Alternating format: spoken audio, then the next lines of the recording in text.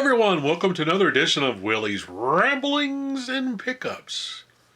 Well, it's been a while since I made one of these. Got a few pickups. I visited a few stores over the past few weeks. One of the stores I visited, which is a really neat store, I highly recommend it. It's ran by Sean Kelly. It's called Video Games Then and Now. It's up in Norridge, Illinois. Awesome store. There is a lot of cool stuff in there. So I highly recommend checking out a store if you're in the Norridge, Illinois area. Also, this week I'm going to be recording the first episode of the Atari 5200 Super Podcast, where we're going to be talking about Pac-Man and Super Breakout. Basically the pack-in games for the Atari 5200. Luckily I've got both versions of the Atari 5200 here in the box, the 2-port and the 4-port, so we can discuss the differences in the box art and all that good stuff on the podcast. Also, the RetroJunkies site is now going to be opening up again. It's been redesigned. A pretty neat site. Check it out if you want to see some other great podcasts on the RetroJunkies network. Also, the Arcade USA ColecoVision's podcast, Retro Junk Box, is still making its rounds. This retro box basically stuffed full of retro games. A lot of times when these junk boxes go around, it's like full of other stuff like comic books and toys and other odds and ends. You know, I decided I want to do something different and do a retro box full of nothing but video game related material. Controllers, the games themselves, manuals, that kind of stuff, just to be different. It's been well received. I had over 20 people sign up for it, so that was pretty cool.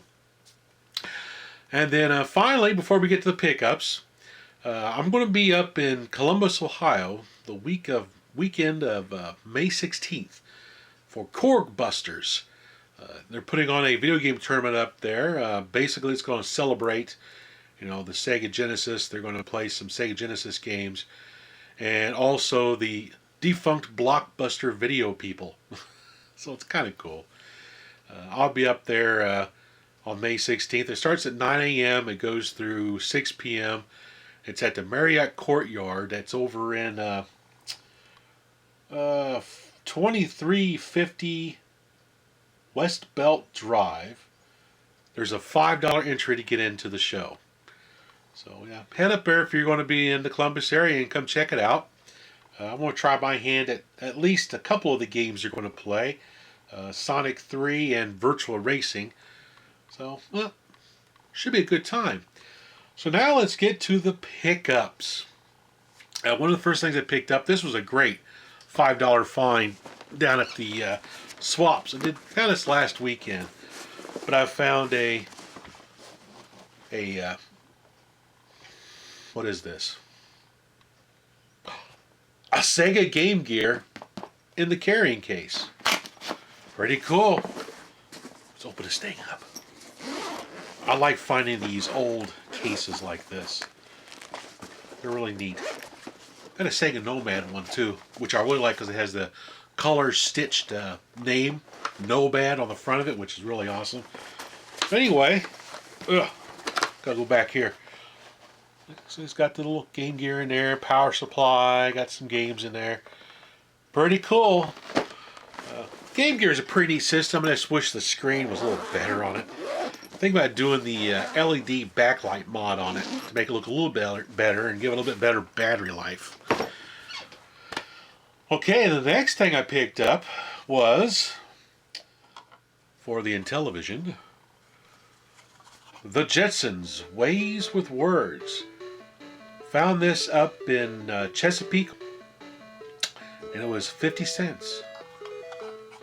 Pretty good bargain. Unfortunately, you have to have the ECS keyboard to play this game. You can fire it up on a regular television. You can see the intro screen like you're seeing back here. But as soon as you hit the button to start to play, it'll say connect ECS keyboard. Don't have one of those, so I can't play it. Basically, the gameplay, I watched a video of this, and basically what the gameplay is is you have your little Jetsons mobile, and you're flying around inside this city on these pathways, and you try to collect letters to spell words. So you got to pick up the letters in sequence to spell the words out. And I think the reason why you have to have the keyboard is because you can type in words. You know, that's kind of a bummer. They should have at least some preloaded words in here, so you can play it on a regular television without plugging in the keyboard. I think that was a little short-sightedness on television's, thoughts. Anyway, don't know what I'm going to do with that because I'm not really in the mood to pick up an ECS keyboard just for one game. But anyway, moving on, sticking with the television. Now this wasn't a fine. This was sent to me by my bud, Kenrick, who does the Turtle Flakes podcast. He sent me Shark. This is an awesome Intellivision game. This is also on the Intellivision Flashback as well. Fun game. Basically, you're a little fishy, and you swim around, and you have to eat fish that are smaller than you. And as you do this, every so often, I think it's like every 1,000 points is what it looked like, your fish will get bigger. So you can eat a little bit bigger fishes, but they always got to be smaller than you. And you have to avoid the shark.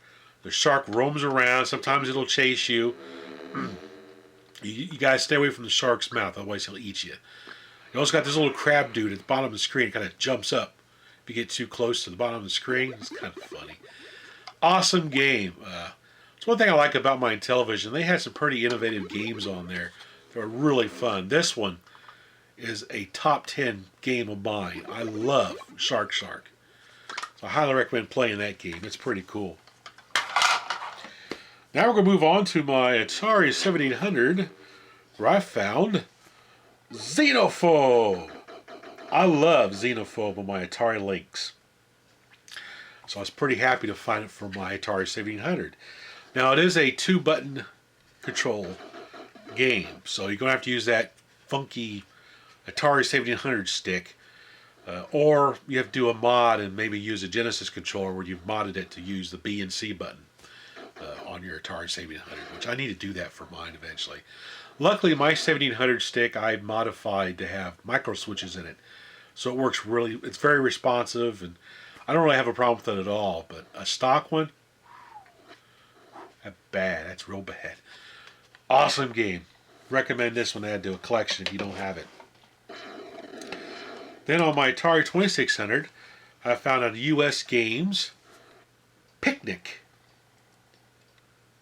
It's a paddle game, and basically what you have to do is you're trying to save your two little hamburgers on the bottom of the screen from invading flies, and they shoot down their little whatever that is and try to eat your hamburgers. And what you do is as they shoot, you reflect their shots back at them, which knocks them around the screen. You can try to catch them to get extra bonus points. It's actually a pretty fun game. It's not bad at all. According to this picture here, it looks like it's a mosquito that's flying around. Why mosquitoes would go after hamburgers? I don't know. Fun game though. Not bad. Then for my Atari 8-bit, I picked up Submarine Commander, which is a submarine simulation, World War II. I got to read up on this game because I can't play it worth a darn. There's a lot of keys to it, like, Star Raiders. But I remember playing this game back then, and I liked it, so I was happy to find it again.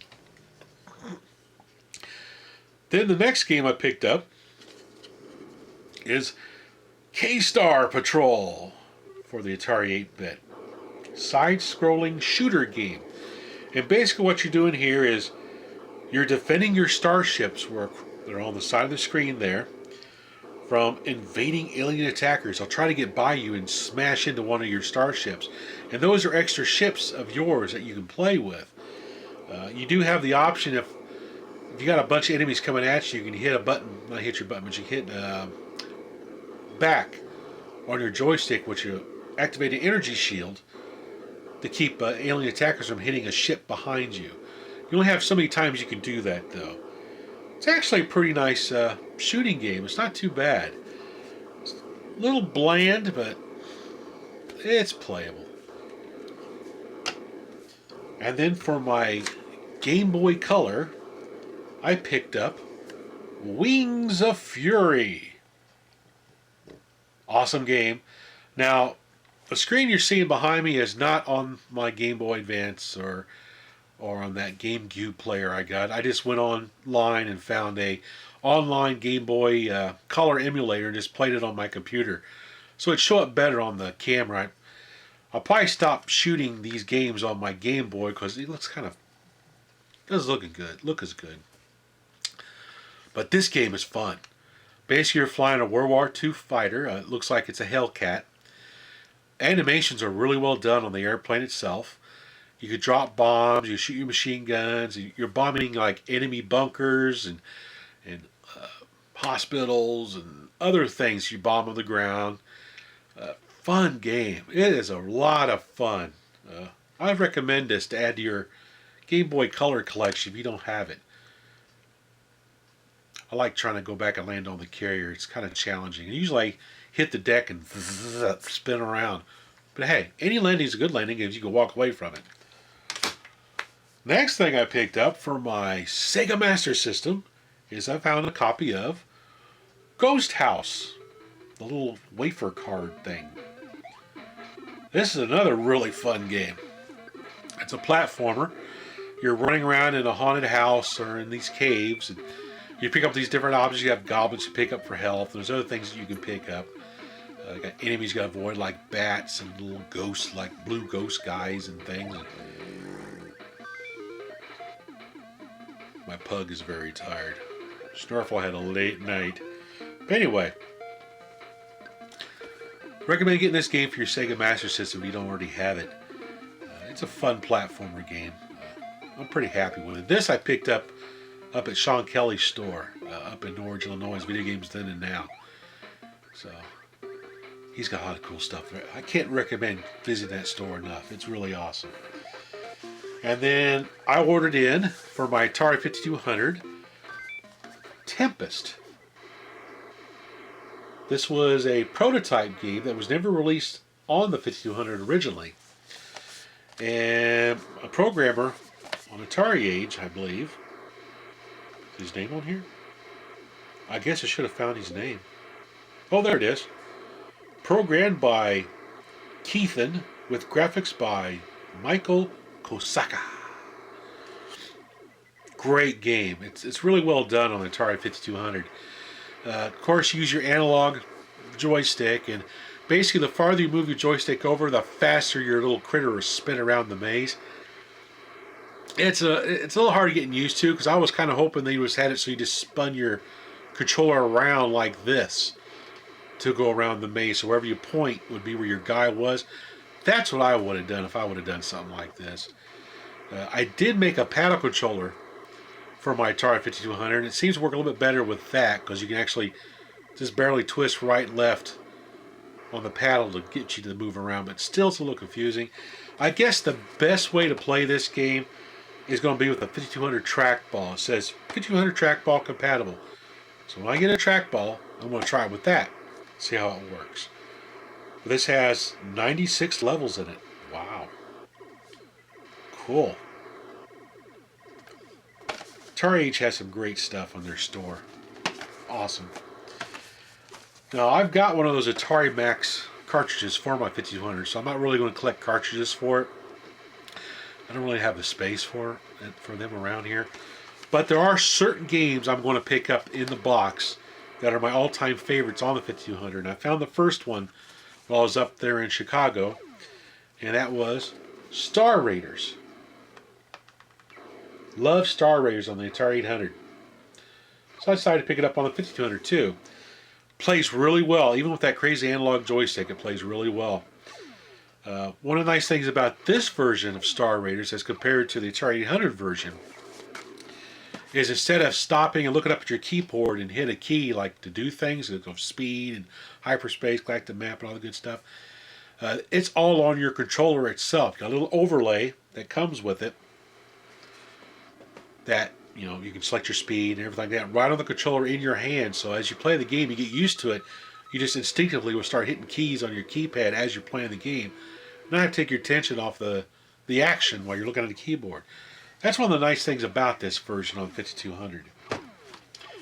And speaking of the paddle controller, here it is. Here's the paddle controller I made. Check it out. It's awesome. Works really well. Works great on Super Breakout. Works on pole position, but I need to do another modification of this to add a shifter, because on pole position you move the joystick up and down to shift high and low, and you can't shift. You're stuck at high. So I got to put another little button up, a couple of buttons up here to do shift high, shift low, up, down, so I can use this on pole position. But Kaboom, oh my gosh. Playing Kaboom with this is just freaking awesome. Now, Kaboom on the 5200 is awesome to begin with. It has enhanced graphics, and plus, a second player can control the bomber on the top. That's awesome. That's probably my favorite version of Kaboom right now, is on the 5200. So I think that's pretty much all the pickups. Yeah. Oh, one more. Now this one's really awesome. Oh, where are you? Now I blame my co-host John on the ColecoVisions podcast for getting me turned on this. But it is the Star Wars Republic Squadron Gunner plug and play. Holy cow, this thing is awesome.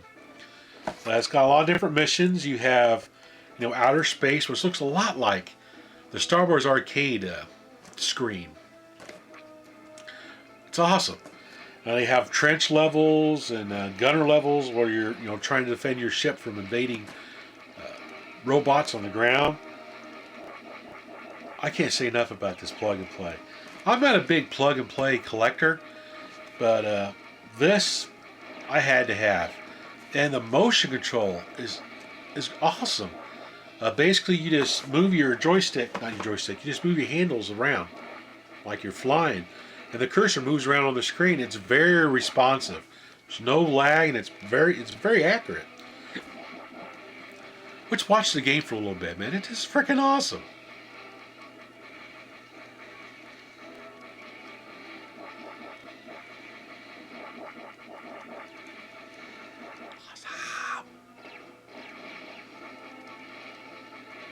I dig the music too.